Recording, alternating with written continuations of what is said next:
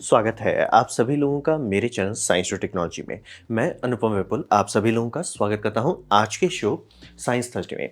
आज हम लोग बात करेंगे एनर्जी इकोनॉमिक्स के बारे में। तो आइए इसे समझते हैं। तो सबसे पहले समझिए कि एनर्जी तो सबको चाहिए, इसमें कोई दो राय नहीं है, और सबको 24/7 × 365 चाहिए, यानी कि चाहिए। डिस्कशन नहीं है, ऑफ नहीं होना चाहिए। मैंने स्विच चालू किया, वो होना चाहिए। और ये समझिए हमारा डिमांड जो है एक्सपोनेंशियली ग्रो कर रहा है, यानी कि अगर 1980 में देखते हैं कितना टेरावाट आवर पूरी दुनिया खा रही थी और वर्सेस 2021 में कितना टेरावाट आवर खा रही है, वो नंबर जो है ना बढ़ते चला जा रहा है। थोड़ा सा फ्लैट होने लगा है, लेकिन अभी भी ग्रोथ हो रहा है। तो समझना बहुत ज़रूरी है कि हम लोग को तैयारी रखनी पड़ेगी इसको खिलाने के लिए बेसिकली। दूसरी बात, हम लोग कुछ ऐसा चाहिए जो क्लीन हो, सेफ हो, रिलायबल हो, लॉन्ग टर्म हो और टॉक्सिक ना हो। तो यहाँ पे समझिए क्लीन और सेफ का ये मतलब इन्वायरमेंट वाला तो है ही, कॉमन सेंस वाला। लॉन्ग टर्म का ये मतलब होता है ना कि जैसे कई बार आप लोग सोचिए कोल प्लांट है, वो लॉन्ग टर्म नहीं होता है।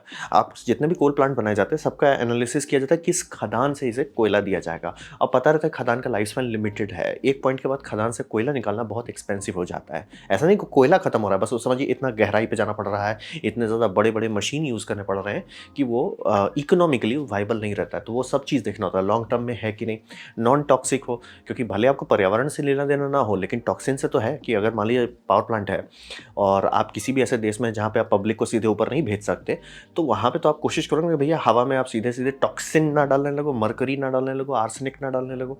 तो ये सब चीज़ देखना था। और रिलायबिलिटी भी, कि क्या मैं उस पर भरोसा कर सकता हूँ। आप करोड़ों लगाते हैं उसे बनाने के लिए, तो क्या उस पर आप भरोसा कर सकते हैं कि नहीं। ये सब हो गया। और मैं बार बार कहता हूँ, ये क्यों नहीं है, वो क्यों नहीं है, इस सब का जनरली एक ही जवाब आता है कि 3 परत जो है हमारी दुनिया का, वो समझिए। Physics, engineering, economics. फिजिक्स बोलता है कि ये हो सकता है कि नहीं हो सकता है। जैसे कि आप सोचोगे कि लोग रोड पे चल रहे हैं, क्या मैं उससे बिजली निकाल सकता हूँ? आराम से। फिजिक्स बोलता है कोई टेंशन वाली बात नहीं है। इंजीनियरिंग, तो पीएजो इलेक्ट्रिक अवेलेबल है, आप उसे थोड़ा सा हाय तौबा कीजिए, बन जाएगा। तो दिक्कत क्या है, वैसा करते क्यों नहीं है? इकोनॉमिक्स, जहां आप उस पूरे मशीन का दाम निकालेंगे और उससे जो जितना कम अमाउंट ऑफ यूनिट एनर्जी आएगा, वो दोनों को जैसे कंपेयर में कीजिए तुरंत समझ में आ जाएगा कोई क्यों करता नहीं है। बहुत बार आप ये डिज़ाइन देखेंगे कि ये क्यों नहीं, वो क्यों नहीं, हर्षई क्यों नहीं, दीर्घई क्यों नहीं, घूम फिर के जवाब यही आता है। इकोनॉमिक्स लेयर में खत्म हो जाता है, क्योंकि एंड में ये मायने रखता है। आप मार कह लो हमारा पावर प्लांट ये है वो है, उससे कोई लेना देना नहीं है। क्या ये मायने रखता है कि नहीं, मतलब कि कितना यूनिट ऑफ इलेक्ट्रिसिटी आप डाल रहे हैं ग्रिड में, वो कैसे दाम पे दे रहा है। क्योंकि समझिए वो आपसे कोई खरीदेगा तो आप दाम कुछ भी नहीं रख सकते, कि आप कुछ भी रखें लोग बोले सर छोड़ ही दो। तो ये समझना बहुत ज़रूरी होता है, और इसीलिए आपको पूरे मार्केट का अंडरस्टैंडिंग होना चाहिए। और ये जैसे फ्यूल प्राइसेस आप देख सकते हो कि कितना अप डाउन होता रहता है, ये भी आपको ध्यान रखना पड़ेगा। जैसे कि अगर आप डाउन टर्न में जब फ्यूल का दाम नीचे जा रहा है, उस टाइम पे कुछ महंगा बेचने की कोशिश की कोई नहीं करता है, लेकिन इसका उल्टा भी होता है। जब पीक चल रहा है, पीक के टाइम पे अगर आप कुछ ऐसा करते हो कि भैया हमारा ये थोड़ा सस्ता है, लोग इन्वेस्ट कर देंगे। तो ये सब समझना बहुत ज़रूरी है कि इकोनॉमिक्स का लेयर सबसे ज़्यादा इंपॉर्टेंट है। अगर उसे इग्नोर कर देते हैं आप, अच्छा साइंस को भी बेकार कर देते हैं। तो अब आते हैं एक टर्म जो आप लोग बार बार सुनते होंगे, जिसे हम लोग कहते हैं LCOE, यानी कि लेवलाइज्ड कॉस्ट ऑफ एनर्जी। यानी कि ये नंबर जो है गवर्नमेंट को दिया जाता है, लेवलाइज्ड कॉस्ट ऑफ एनर्जी जो है। और इसमें समझिए घुमा फिरा के दो चीज़ कैलकुलेट कर रहे हैं, खर्चा और आमदनी।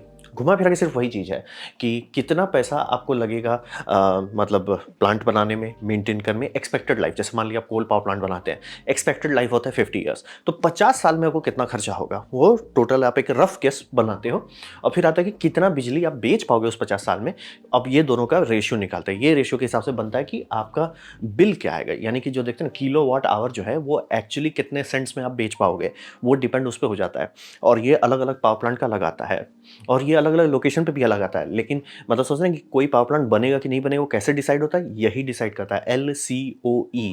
यानी कि जब भी आप सरकार जी हमें बनाना है पावर प्लांट, सरकार जी बोलेगा सीधे भैया हमें LCOE दिखाओ इस लोकेशन का, इस प्रोजेक्ट का। ये तो हम यहाँ रफ बता रहे हैं, लेकिन जनरली ये कैलकुलेशन लगता है। एक एक चीज़ आपको दिखाना होता है कि आप इन्फ्लेशन कितना कॉम्पनसेट कर रहे हो।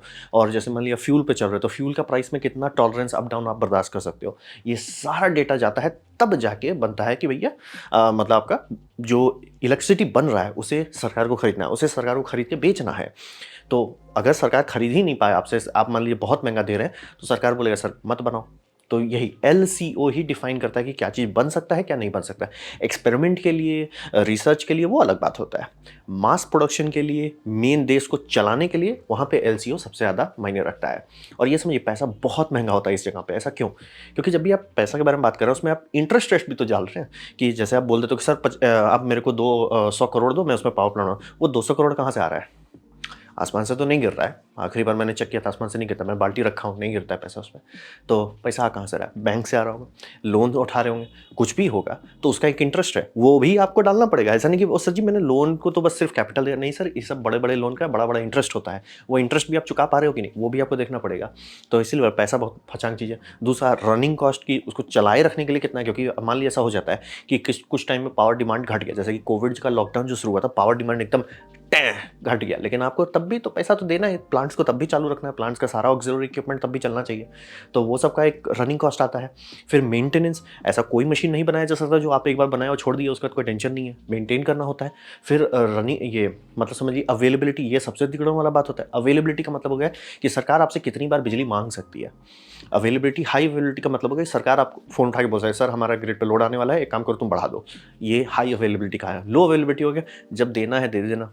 तो जैसे सोलर कहा जाता है 20%, यानी कि आप सोलर को लगाते हो दिन में 24 घंटा, 20% टाइम में वो गारंटी दे देता है कि भैया इतना से इतना टाइम तक हम बम बम पावर देंगे। लेकिन बाकी टाइम रात में तो सीधा नहीं देगा, शाम और सुबह भी नहीं देने वाला। फिर बारिश सीजन में भी कम हो जाता है। विंड का देखते हैं, विंड 50% तक चला जाता है। कुछ कुछ बड़े ढंग के विंड फार्म जो एकदम बनाया जा रहा है, इसमें ऑफ शोर बनाया जा रहा है, वो भी 50% से 60% छूने लगा है। वो काफ़ी अच्छा है, इसीलिए बोलते हैं सोलर अकेले कुछ नहीं कर पाएगा। सोलर को विंड से शादी करा दीजिए तब बहुत हो जाता है। लेकिन ये समझना बहुत जरूरी है कि हर देश इसे एब्जॉर्ब नहीं करना चाहेगा। क्यों? मान लीजिए आप जैसे देख रहे हो कि सोलर का दाम देख रहे हो कंटिन्यूस घट रहा है, इसमें कोई डिस्कशन नहीं है, लेकिन अवेलेबिलिटी तो नहीं बढ़ रही ना। आपका सोलर पैनल ऐसा नहीं है कि रात को बिजली देने लगा। तो इसका एक दिक्कत बन जाता है कि ग्रिड में और कुछ होना चाहिए जो उसे एब्जॉर्ब कर सके। तो विंड का भी देख रहे हैं घट रहा है। आप देखिए कोयले का ये मतलब गैस पीकर प्लांट्स का ये दाम भी घटने लगा है। कोयला का बढ़ने लगा है। जियोथर्मल का भी घट रहा है। नेचुरल गैस का मतलब थोड़ा सा स्टेबल है। तो यही मेन वही रखता है, इसीलिए लोग कहते हैं कि सोलर बहुत चीप हो गया। कारण वही कि सोलर यहाँ से स्टार्ट हुआ था, तय से नीचे गिर गया, वो कोयला नेचुरल गैस सबसे नीचे आ चुका है, इसीलिए वो करता है। लेकिन हर कोई क्यों नहीं कर लेता? बस वही है, अवेलेबिलिटी खराब है। यानी कि मैंने सोलर फार्म बना लिया, वो दिन में बहुत खुशकिस्मत रहा तो 4 घंटा मैक्सिमम पावर देगा, यानी नेम प्लेट पावर। तो वो काफ़ी नहीं है देश चलाने के लिए। तो ये आपको समझना पड़ेगा। इसलिए मैं हमेशा बोलता हूँ कि सोलर अकेले कुछ नहीं कर सकता। सोलर और विंड की शादी होनी ज़रूरी है, और एक जगह पे एकटा उससे नहीं होगा। एक बड़ा बना दिया उससे कुछ नहीं होने वाला। आपको कम से कम 4-5 तो अलग अलग जगह पर रहे, ताकि अवेलेबिलिटी ग्रिड में हाई रहे। तो ये सारा चीज़ कैलकुलेट किया जाता है, लंबा चौड़ा हुलुलु लगा के, मैथमेटिक्स लगा के कैलकुलेट किया जाता है कि कितना पैसा मैं आपसे उठा रहा हूँ और कितना पैसे में मैं आपको बिजली बेच पाऊंगा, तब ताकि मेरे को प्रॉफिट होता रहे। तो ये सब चेक किया जाता है। मतलब प्लांट पर सुने कमीशन करने में ही इतना टाइम क्यों लगता है, वही इसको कैलकुलेट करते हैं बैठ के सब लोग। तो अब बात करते हैं कॉम्प्लेक्सिटी के बारे में। तो यहाँ समझिए ग्रिड का सबसे बड़ा नियम है कि भैया उसे ऑन होना चाहिए। ग्रिड कभी भी बंद नहीं हो सकता, क्योंकि ग्रिड में जितने भी जनरेट स्पिनिंग मास है वो सब एक दूसरे से शादी किए हुए हैं, सब के सब शादी किए हुए हैं, और तभी आपका ग्रिड लोड बर्दाश्त कर पाता है। लेकिन अगर आप बंद कर दिए किसी भी कारण से, जो होता है कभी कभार, मतलब 50-60 साल में एक बार, बहुत रेयर है। जैसे अभी पाकिस्तान में एक बार हुआ था तो एकदम न्यूज़ आ गया, वही समझिए बहुत रेयर है। ग्रिड कभी नहीं बंद होता है। आपके यहाँ लाइन काट रहा है वो अलग बात है, ग्रिड नहीं बंद होता है। ग्रेड को हमेशा चलते रहना चाहिए। तो इसीलिए समझिए कि जो चीज़ सस्ता है ज़रूरी नहीं कि वो ग्रेट है, बुरा नहीं है, लेकिन अच्छा भी हो ये ज़रूरी नहीं है। क्योंकि आपका ग्रिड को ऑन रहे, जैसे मान लीजिए आप दिन में अति बम बम पावर बना रहे, अरे एकदम नेगेटिव में आप चला दे रहे हो कि भैया अरे सरप्लस प्रोडक्शन हो रहा है, लेकिन जैसे ही शाम हो रहा है आपका इतना लोड पड़ रहा है कि आप बंद हो जाने पे आ जा रहे हो, तो उसे अच्छा नहीं कहा जाएगा। तो इसे बैलेंस करना होता है। और लो अवेलेबिलिटी जो होता है, यानी कि जैसे सोलर और विंड बताए, वो फोर्स कर देता है कि बाकी सारे पिकअप कर सकें। इंडिया के केस में हम लोग थोड़ा लकी हैं कि अगर हम लोग सोलर और विंड पर बहुत ज़्यादा जोर से टूट पड़े तो हमारे पास हाइड्रो डैम्स है जो बाकी वाला लोड को, अनबैलेंस टाइम को संभाल लेंगे। तो वही समझिए। और अगर ओवर प्रोडक्शन होने लगता है, जो कि सोलर में अब कुछ कुछ जगह पे हो रहा है, उससे लॉस होता है। यानी कि बिजली आप खरीद के बेचने का सिस्टम अगर आपके पास है, बल्ले बल्ले, वो नहीं है, जैसे मान लीजिए एक स्टेट है, स्टेट का ही ग्रिड है, उसमें नहीं है सिस्टम कि भैया मैं इधर से उधर बिजली बेचूंगा, आप लटक सकते हो। आपको लिटरली ये करना होगा, पावर कर्टेलमेंट करना होगा, और उस टाइम सारे सोलर पावर प्लांट का मतलब समझिए प्रोडक्शन, ये यील्ड जो है ख़राब हो जाता है। ऐसा क्यों? क्योंकि सब तो सन से ही चल रहा है ना, सन तो फिक्स है, तो सबका एक ही टाइम पे पीक आता है, जिसे आप लोग डक कर्व कहते हैं ना। ये कैलिफोर्निया का दिखाया जा रहा है डक कर्व कितना ख़राब हो गया है। मतलब जब स्टार्टिंग में सोलर का बूम स्टार्ट हुआ था 2015 में, थोड़ा सा डिप आता था, थोड़ा सा, कोई खास फर्क नहीं पड़ता था, और फिर देखते देखते थोड़ा 2016 में थोड़ा सा दिखने लगा, 2017 में थोड़ा और दिखने लगा। ये पीक है जब मतलब सन घट जाता है, जब सब लोग घर आने लगते हैं, धड़धड़ा के लोड पड़ता है। लोड आपका दिन में भी है, बस है कि सोलर संभाल ले रहा है। दिन का लोड सोलर बोल रहा है भाई हम संभाल लेंगे, शाम का भैया हमसे क्या होगा, शाम तो हो गया, सूरज चला गया, हम क्या करें। तो ऐसे ये लगाते गए सोलर, और लोग लगाए 2017, 2018, 2019, 2020, 2021 और 2022 और 2023, यानी कि जो चल रहा है इसमें ये नेगेटिव चले गए। यानी कि ओवर प्रोडक्शन, पूरा ग्रिड बंद करवा डाले। बंद करवाना ऐसा नहीं कि शट डाउन हो गया, वैसा नहीं, मतलब ये नेगेटिव में चला गया। यानी कि इनको अगर कोई खरीदने वाला है बिजली, बल्ले बल्ले, लेकिन खरीदने वाला नहीं है तो इनका लॉस हो जाएगा।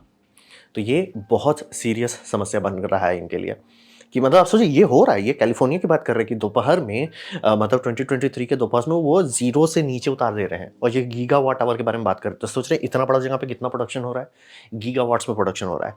ये एकदम दिन में है कि भैया हमको छोड़ दो। जैसे ये एग्जांपल देते हैं, जर्मनी का है, 2012 के आसपास का देखिए तो सोलर का पीक्स आता था, ठीक है, और ये आपका कोल मेन संभाला रहता था, बाकी सारा आपका न्यूक्लियर ये सब हो गया।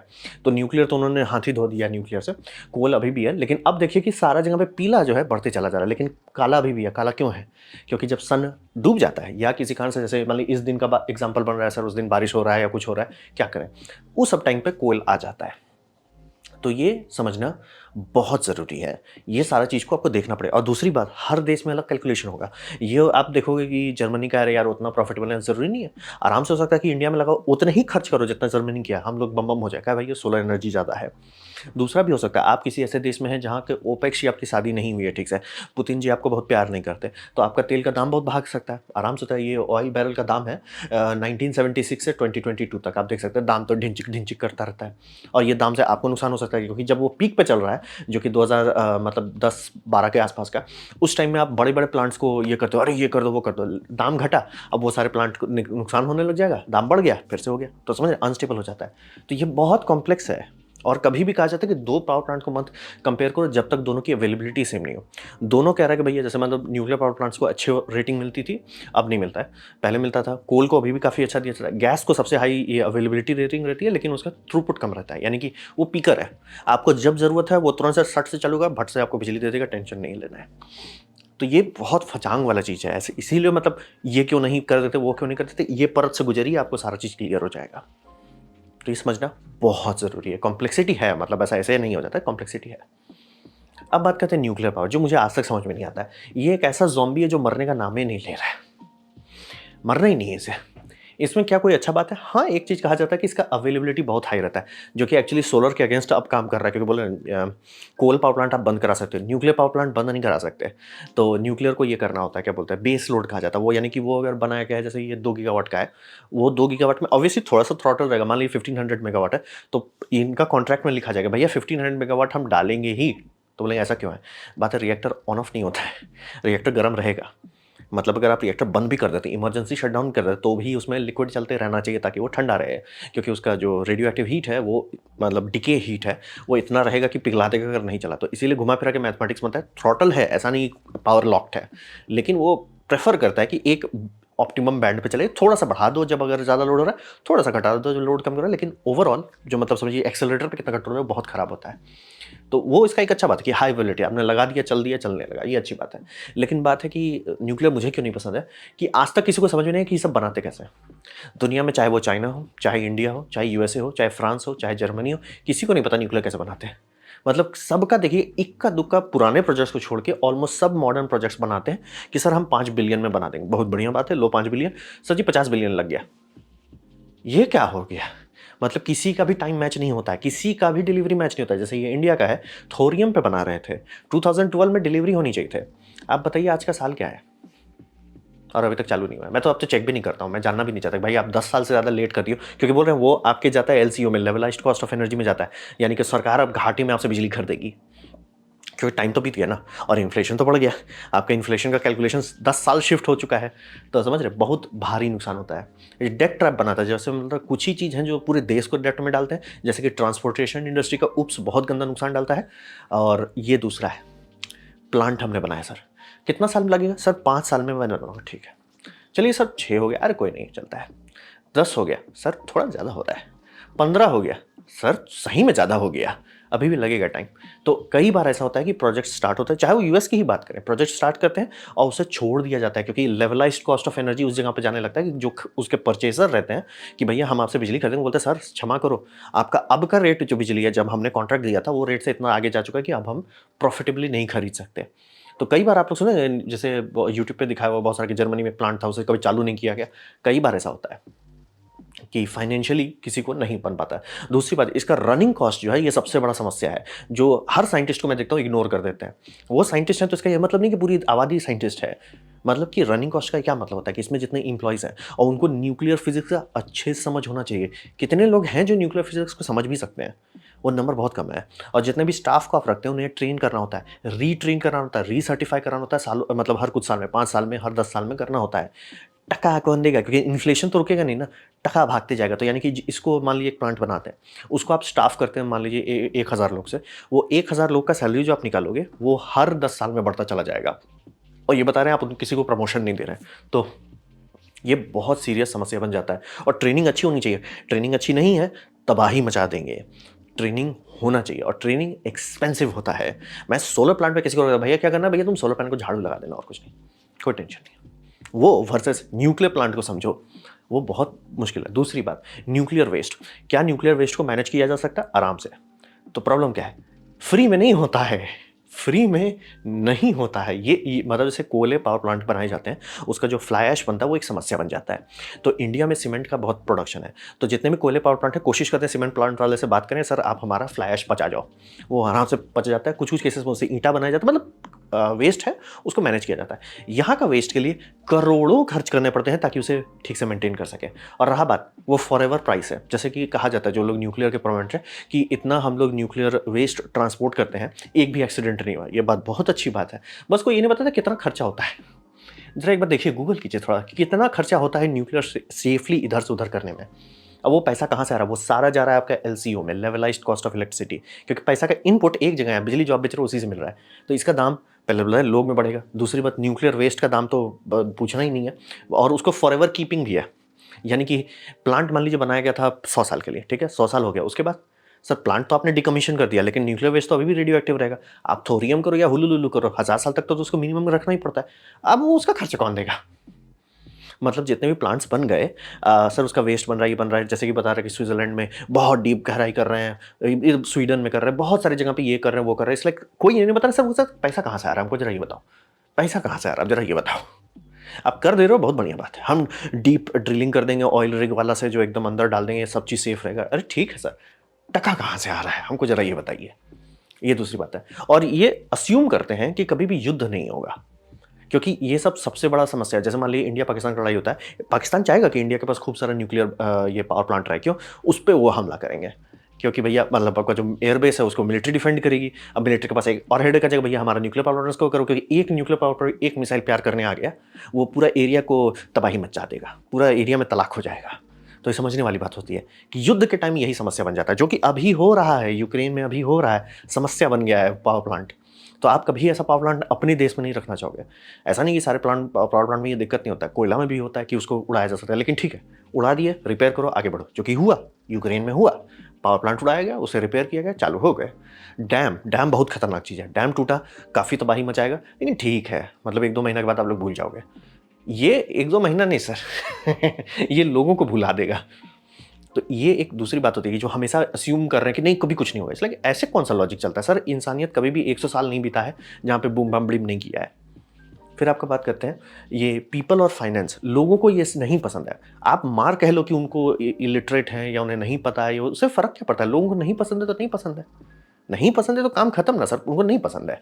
और फाइनेंशियर बोल रहे हैं, बहुत सारे प्रोजेक्ट के फाइनेंशियर सब सिर पिट रहे हैं कि भैया हमने इसमें करोड़ लगा दिया, आप तो चूना लगा के चल दिया। आप प्यार से दिखा दे रहे हो कि भैया हमारा दाम बढ़ रहा है, cost overrun, cost overrun. Cost overrun ऐसे कहने वाली बात नहीं है। तो कॉस्ट ओवररन का मतलब है ये प्लांट बनने से पहले लुट चुका है, यानी कि उसकी बिजली सरकार को नेगेटिव में खरीदनी पड़ेगी। तो ये समझने वाली बात है। ये सारा डिटेल जो होता है ना, छोटा सा प्यार से हटा देते हैं। न्यूक्लियर प्रोजेक्ट मिलिट्री संभाल सकती है, क्योंकि उनको बजट नहीं देना होता है। सिविलियन यूज में नहीं चलेगा वैसे। और फिर ये समझिए कि ये पानी भी बहुत पीता है। ये अभी आ रहा है फ्रांस का, 2022 का, फ्रांस के न्यूक्लियर सब लोग फ्रांस देखो, फ्रांस देखो, फ्रांस देखो। गर्मी आया, नदी थोड़ा सा नीचे हुआ, फ्रांस बोला सर हमसे ना होगा। ऐसा क्यों हो गया? ये सारे रिएक्टर्स पानी फ्री का पीते हैं। और आप बोलोगे समुद्र में क्यों नहीं कर देते? सर समुद्र का पानी में एक चीज़ होता है जिसे हम लोग कहते हैं सॉल्ट। सॉल्ट से होता है वो चीज़ जिसे कहते हैं करोजन। आपका पूरा प्लांट का कॉस्ट बढ़ जाएगा अगर आप उतना सॉल्ट से डील करने लगे। ऐसा नहीं है नहीं कर सकते। LOC आपका भाग जाएगा, लेवलाइज कॉस्ट ऑफ एनर्जी भाग जाएगा। इजीली कोई नहीं करता। और फ्रांस में हुआ कि वो पूरा नदी सुखाना शुरू कर दिया। फिर उसका पावर प्लांट का आउटपुट कम करना रहा कि भैया पूरा नदी गायब कर देगा। और नदी एक बार गायब हो गया दोबारा आता नहीं आसानी से। ये हो गया। और जैसे काफ़ी लोग का स्मॉल मॉड्यूलर रिएक्टर कर देंगे, ठीक है। सिक्योरिटी तो अभी भी देना पड़ेगा ना। और सिक्योरिटी कोई फ्री का चीज़ है कि वहाँ पे 24/7 कोई रहना चाहिए, यानी कि कम से कम 3 शिफ्ट चाहिए आपको लोगों के, क्योंकि कोई ना कोई चुराने की कोशिश करेगा, कोई ना कोई इसको बूम बम डिम करने की कोशिश करेगा। वो सारा चीज़ के लिए आपको सिक्योरिटी देना है, फिर आपको ट्रेनिंग भी देना है, सब चीज़ करना है। तो मेन हमको वही इसीलिए नहीं सोचना था जब वो इकोनॉमिकली नहीं सेंस पता। मतलब साइंस को आप हटा दो, मैं साइंस इसीलिए बोल रहा हूँ, बात ही नहीं कर रहा हूँ उसका, इकोनॉमिक्स की बात कर रहा हूँ कि जब उसका लेवलाइज्ड कॉस्ट ऑफ एनर्जी है ही नहीं, तो लोग उसको क्यों कर रहे हैं? नहीं हमें न्यूक्लियर करना है। इट्स लाइक सर पे करोगे क्या आप पे करोगे अपना 10 गुना ज़्यादा बिजली बिल आप पे करोगे? नहीं, वहाँ हम नहीं पे करेंगे। तो न्यूक्लियर के पीछे क्यों न्यूक्लियर न्यूक्लियर कर रहे हो? किसी भी कैलकुलेशन में, किसी भी डेटा में, किसी भी देश का न्यूक्लियर कभी नहीं आता कि हमने न्यूक्लियर किया हमारा बिल कम। बेस्ट केस ये होता है कि आप न्यूक्लियर करते हो, आपका देश छोटा है, आपकी आबादी कम है और ज़्यादा मतलब रिमोट एरियाज बहुत है, ताकि बम बम किसी को दिक्कत नहीं करेगा। आप न्यूक्लियर वेस्ट को कहीं ठीक से रख दे रहे हो। बेस्ट ये हो रहा है कि अगर अप टाइम अच्छा मिल रहा है, ज़्यादा कुछ नहीं हो रहा है। और बिल के बारे में तो बात ही नहीं कर रहे हैं। और यही उप्स ये बर्दाश्त नहीं करता है। मतलब बोले ना, आपका डैम टूट भी गया, ठीक है, नुकसान होगा, तबाही मचेगा, लोग धीरे धीरे वापस आ जाएंगे। ये उप्स किया यानी कि यहाँ पे किसी बंदे ने गलत बटन दबा दिया या गलत कमांड दे दिया, साफ। और बूम की बात नहीं कर रहा हूँ, रेडिएशन का बात कर रहा हूँ। तो ये बहुत सीरियस बात है। इसलिए न्यूक्लियर कभी भी सेंस नहीं बनता है। मुझे आज तक समझ नहीं आया कि न्यूक्लियर कर देंगे, न्यूक्लियर कर देंगे, सर कोई टका नहीं दे पाता। और जितने बोल रहे हैं ना स्मॉल मॉड्यूलर रिएक्टर सस्ता होगा, जूता लीजिए उन्होंने चप्पल से मारी है। और फिर जब चप्पल से मार लिया उसके बाद जूता से मारिए। इस लाइक बना हुआ है तो दिखाओ। कि अभी भी हर कंपनी क्लेम कर देती है कि हम बना देंगे सर आपका 200 करोड़ में, बनाना स्टार्ट करो 600 करोड़ आ जाता है। हर कंपनी ऐसे ही चूना लगाती है। इसीलिए न्यूक्लियर मुझे एकदम नहीं पसंद। इकोनॉमिकली मैं क्लियर कर दूँ, इकोनॉमिकली आर्मी के लिए बम उनको बिल नहीं देना होता है, बाकी सब के लिए अच्छा नहीं है। तो यहाँ पे समझिए, यही हम लोग डेप्थ के बारे में आपको समझना पड़ेगा कि आपके पास पैसा बनाने का एक ही तरीका है, जो बिजली आप बेच रहे हैं। जैसे काफ़ी लोग कह रहे हैं कि क्या होगा अगर हम जो पोल है, लाइट पोल है, इसके बनता है डिवाइडर के बीच में लगाया जाता है, उसमें हम विंड टर्बाइन लगा देते हैं जो गाड़ी का मोशन से बिजली निकालेगा। क्या ऐसा कर सकते हैं? फिजिक्स बोल रहा है कोई टेंशन नहीं। इंजीनियरिंग बोलता है भैया कार्बन फाइबर लगाना पड़ेगा ताकि उसका मास इतना हल्का रहे कि थोड़ा सा ही एयर मूवमेंट से स्टार्ट हो जाए। चलो ठीक है, हाँ तबा कर लिए वो हो जाए। फिर होगा यार बेरिंग, आपको स्प्लिट बेरिंग खरीदना पड़ेगा ताकि ईजिली इंस्टॉल कर सकें। चलो ठीक है, थोड़ा हाथ पैर मारते हो जाएगा। फिर जो उससे बिजली निकलेगी, वो बिजली को आप डालोगे पावर मीटर में कि भैया बताओ एक्चुअली कितना यूनिट आ रहा है। वहाँ पे वो पावर प्लांट बोलेगा सर ये नहीं होगा, क्योंकि उसका बोल रहे ना पैसा आएगा आपको एक ही रास्ते से, आप जो बिजली बेच रहे हो, लेकिन आपका पैसा जाएगा 100 रास्ते से।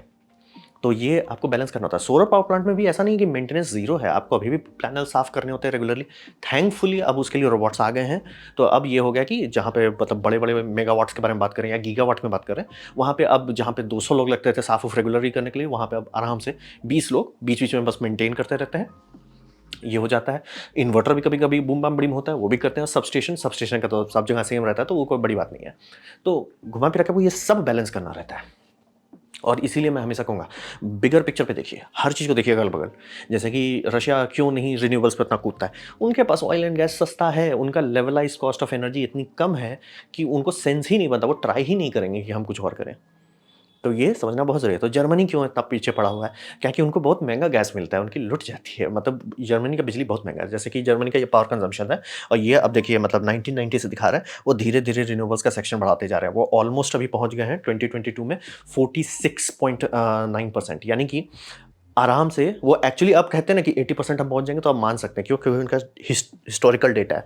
और जैसे जैसे बोलो इंजीनियरिंग बेटर हो रहा है, खासतौर पे विंड और सोलर कर देते हैं तो अवेलेबिलिटी अच्छी हो जाती है। उसमें आप हाइड्रो डाल दीजिए जो थोड़ा सा अप डाउन कर ले, बायोगैस डाल दीजिए बाकी सारा चीज़ को संभालने के लिए, तब जाके एक दो कोल पावर प्लांट या गैस पावर प्लांट्स बचे हुए हैं उसे रहने दीजिए जस्ट इन केस, तो आपका ग्रिड 100% के आसपास पहुंचेगा। ये 80 का टारगेट रखे हुए हैं 2030 का, गिवन द फैक्ट ऑलमोस्ट 50% छूने पे आ रहे हैं, ये कर सकते हैं। और ये बाकी सारे देश का है, जैसे कि ये एग्जांपल है 2022 का, ये पहली बार हुआ कि पूरे दुनिया का, ये समझिए पूरे दुनिया का पावर कंजम्पशन में से 10% रिन्यूएबल से आया, जो कि आज से सिर्फ 10 साल पहले आप किसी को बोलते कोई नहीं मानता। आप देख सकते हैं कि कितना छोटा सा रिन्यूएबल्स का सेक्शन है, एकदम छोटा सा छोटा सा छोटा सा, कोई ध्यान भी नहीं दे रहा। अरे छोटा सा ग्रीन लाइन है, तो कोई ध्यान नहीं दे रहा है, देखते देखते वो इतना बढ़ गया। मतलब सोचिए कि वो फॉसल फ्यूल का रिक्वायरमेंट घटाने लगा, जबकि हम लोग का टोटल कंजम्पशन बढ़ने लगा है। और यही टारगेट किया जाएगा 2026 तक में, फॉसिल और घटेगा और रिन्यूएबल्स और बढ़ेगा। पुतिन जो बूम बम बम किया, इससे अब सब लोगों को समझ में आ गया भैया तेल पे भरोसे अब नहीं रह सकते। कभी ओपेक हर सही दीर्घ ही करता है, कभी पुतिन बूम बम ब्लीम करता है, तो सबको हो गया कि भैया हमें अपने रिन्यूएबल्स पे चलना है, नहीं तो आप हमें भूखे मार दोगे। तो सबको हो गया। ये इंडिया का एग्जांपल है कि कितना उनकी कैपेसिटी गीगावाट में कितना बढ़ते जा रहा है। 2018 देखिए कहाँ तक पहुँच रहा है, 70 के आसपास पहुँच रहा है, और 2022 देखिए वो 120 के आसपास पहुँच रहा है। आप देख रहे हैं, ये इंडिया का बता रहा हूँ, बाहर की नहीं, बाहर छोड़िए, इंडिया का बता रहा हूँ। सब जगह लोगों का हो गया है कि भैया रिन्यूएबल्स पे जाना है। अब रहा बात इकोनॉमिक्स के बारे में, ध्यान दे के ही सोचा कीजिए, बिना उसके कोई मतलब नहीं। ये क्यों नहीं कर देते, वो क्यों नहीं कर देते, घूम फिर के जवाब वही आएगा, इकोनॉमिक्स। एकदम क्लियर कर देना, इकोनॉमिक्स फाइनल बॉस होता है। फिजिक्स, इंजीनियरिंग, इकोनॉमिक्स, इकोनॉमिक्स समझिए। अब बात बनता है कि क्या इंसानियत कभी इसको सही में जीरो कर सकती है? हाँ, ये मैं कैसे कर सकता हूँ? मतलब मैंने नीचे एक तो इंजीनियर का वीडियो दिया हुआ है, आप देख सकते हो। उसमें एक रिपोर्ट भी है जो कि ऑस्ट्रेलिया के लिए, ऑस्ट्रेलिया का किस्मत थोड़ा अच्छा है इस मामले में, कि उन्होंने कैलकुलेशन किया और सारा चीज़ कि रिन्यूएबल लगाएंगे तो उसके लिए ग्रिड देना होगा। जैसे उनका विंड फार्म बहुत इधर उधर आएगा, रिमोट एरिया में आएगा, ठीक है सर, लगा दिया। ग्रिड चाहिए, ग्रिड का खर्चा डाल दिया। फिर आपको एनर्जी स्टोरेज चाहिए ताकि 100% अप टाइम, ग्रिड तो हमेशा 100 चढ़ चाहिए ना, वो भी, उसका भी कैलकुलेट किया। आ रहा है कि वो अभी भी सस्ता है, 100% के आसपास, यानी 98% उनका टारगेट है। 90% तो अभी के टाइम में, यानी कि जैसे ये देखें ना 2020 2026 का टारगेट है, ये सब मतलब शॉर्ट टर्म में है उनका कि हम 90% पहुंच सकते हैं और बिल सस्ता रहेगा।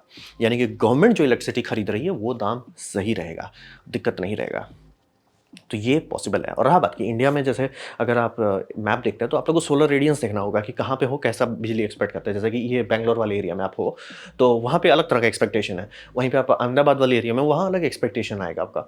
ये थोड़ा समझना होता है, इसीलिए आपको बोल रहे हैं पूरा बड़ा पिक्चर देखिए क्या है, कहाँ पे है, उसके हिसाब से आपको चलना रहता है। अभी जैसे न्यूज़ आ रहा है, अब मैं श्योर नहीं हूँ कितना सच है, कि पाकिस्तान और चाइना दोनों शादी कर रहे हैं और चाइना बोल रहा है कि हम पाकिस्तान को सबसे बड़ा दुनिया का, जो अभी हमारे पास रिकॉर्ड है, सबसे बड़ा सोलर फार्म बना के दे देंगे। देखिए पर्यावरण का तो भला ही होगा, और वो बनाएंगे तो पक्का कहते हैं अगले दिन हमारा बजट आ जाएगा, भैया हमको भी इससे बड़ा बनाना है, मेरा बड़ा होना चाहिए, तो हमें तो टेंशन नहीं है सर, वो बनाए तो भी हमारा ही बन जाएगा एंड में। तो आज के टाइम में रिन्यूएबल्स जो है सेंस करता है, क्योंकि बोल रहा है कुछ साल पहले, मैं बात कर रहा हूँ 2010 में आप किसी को बोलते कि मतलब इंडिया समझ लीजिए लगभग 100 गीगावाट कंटिन्यूसली रिन्यूएबल से बनाता, लोग बोलते कहाँ फूके हो भाई, हमें भी दे दो थोड़ा। लेकिन आज में कोई नहीं लोड लेता। तो वही समझिए कि ट्रजेक्टरी दिख रही है, ट्रजेक्टरी पे ध्यान दीजिए, मैं एकदम क्लियर कर रहा हूं, अभी 100 नहीं हुआ है लेकिन ट्रजेक्टरी दिखा रही है, समझे, पतला सा लाइन से धीरे धीरे धीरे धीरे ठुसते चले जा रहे हैं, वो ग्रीन बड़ा होते जा रहा है। तो यही है, ये समझना बहुत जरूरी है। इकोनॉमिक्स को अगर आप समझ लेते हैं, लेवलाइज्ड कॉस्ट ऑफ एनर्जी समझ जाते हैं, तो आपको बहुत सारा चीज क्लियर हो जाएगा। तो ये था मेरा प्रेजेंटेशन एनर्जी का इकोनॉमिक्स के बारे में। उम्मीद करता हूँ आपको अच्छा लगा, कुछ सीखने मिला, कुछ समझ में आओ। अगर ऐसा है लाइक कर दें, दोस्तों शेयर कर दें, उससे मेरा काफ़ी भला होगा। नहीं अच्छा लगा, नहीं पसंद है, कोई बात नहीं, आप डिसलाइक दबा सकते हैं। मैं कहूँगा डिसलाइक 2 बार दबाएं, उससे मुझे पता चलो कितना ना पसंद हुआ। मैं आपसे कहूँगा कमेंट लिखें, मैं हर कमेंट को पढ़ने की कोशिश करता हूँ। आपसे कहूँगा सब्सक्राइब कीजिए, बेल दबाइए अगर आप नहीं है तो। आपने वीडियो देखा, जान के मुझे बहुत खुशी हुई। धन्यवाद।